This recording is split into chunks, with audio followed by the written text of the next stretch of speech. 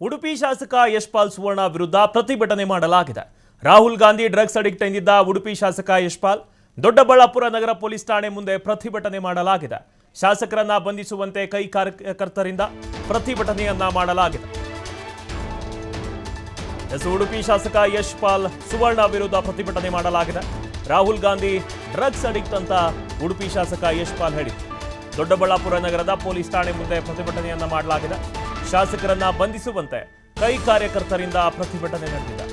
Rahul Gandhi drugs addict ಅನ್ನೋದಕ್ಕೆ ಸಾಕ್ಷಿಯನ್ನ ಕೊಡ್ಲಿ, ಇಲ್ದಿದ್ರೆ ಮಾನನಷ್ಟ ಮೊಕದ್ದಮೆಯನ್ನ ಹಾಕ್ತೇವೆ ಅಂತ ಎಚ್ಚರಿಕೆಯನ್ನ ಕೊಟ್ಟಿದ್ದಾರೆ. ಉಡುಪಿ ಶಾಸಕ ಯಶ್ಪಾಲ್ ಸುವರ್ಣ ರಾಹುಲ್ ಗಾಂಧಿ ಅವರು ಡ್ರಗ್ಸ್ ಅಡಿಕ್ಟ್ ಅಂತ ಹೇಳಿದ್ರು. ಸೊ ಅದರ ವಿರುದ್ಧ ಪ್ರತಿಭಟನೆಯನ್ನ ಮಾಡಲಾಗಿದೆ. ಅವರು ಡ್ರಗ್ಸ್ ಅಡಿಕ್ಟ್ ಅನ್ನೋದಕ್ಕೆ ಸಾಕ್ಷಿಯನ್ನ ಕೊಡ್ಲಿ, ಇಲ್ದಿದ್ರೆ ಮಾನನಷ್ಟ ಮೊಕದ್ದಮೆಯನ್ನ ಹಾಕ್ತೇವೆ ಅಂತ ಎಚ್ಚರಿಕೆಯನ್ನ ಕೊಟ್ಟಿದ್ದಾರೆ.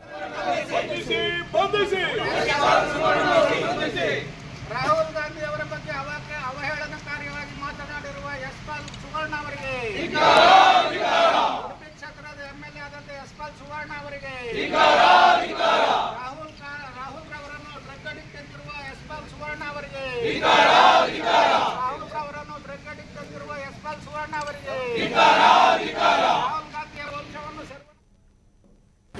ಉದ್ದೇಶ ಏನೂ ಇಲ್ಲ. ಇವರು ಬಿಜೆಪಿ ಅವರಿಗೆ ಬರೀ ಇದೇ ಚೇಷ್ಟೆ ಆಗ್ಬಿಟ್ಟೈತೆ. ಅವ್ರ ಅಜೆಂಡಾನೇ ಬರೀ ಮತೀಯವಾದಿ ಕೋಮುವಾದವನ್ನು ಪ್ರಚಾರಣೆ ಮಾಡೋದು, ಅಧಿಕಾರಕ್ಕೆ ಬರೋದು.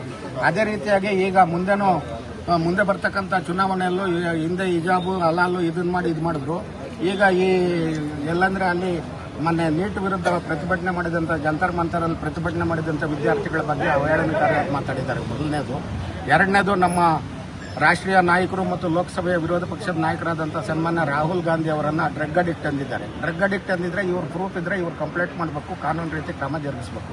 ಅದು ಬಿಟ್ಟು ಸಾರ್ವಜನಿಕ ಸಭೆಯಲ್ಲಿ ಡ್ರಗ್ ಅಡಿಕ್ಟ್ ಅನ್ನೋದು ಎಷ್ಟು ಸಮಂಜಸ. ಆದ್ದರಿಂದ ಅವ್ರ ವಿರುದ್ಧ ಮೊಕದ್ದಮೆ ಮಾಡಬೇಕು, ಸುಳ್ಳು ಆಪಾದನೆಗಳನ್ನು ಮಾಡಿರೋದ್ರಿಂದ. ಮತ್ತೆ ನಾವು ಡಿಫಮೇಷನ್ ಕೇಸನ್ನು ಹಾಕೋದಕ್ಕೆ ನಾವು ತಯಾರು ಮಾಡ್ತಾ ಇದ್ದೀವಿ. ಈಗ ಮುಖ್ಯವಾಗಿ ಅವ್ರ ವಿರುದ್ಧ ಸುವರ್ಣನ FIR ಮಾಡಿ ಅವನ್ನ ಕೂಡಲೇ ಬಂಧಿಸಬೇಕು ಅನ್ನೋದೇ ನಮ್ಮ ಡಿಮ್ಯಾಂಡ್.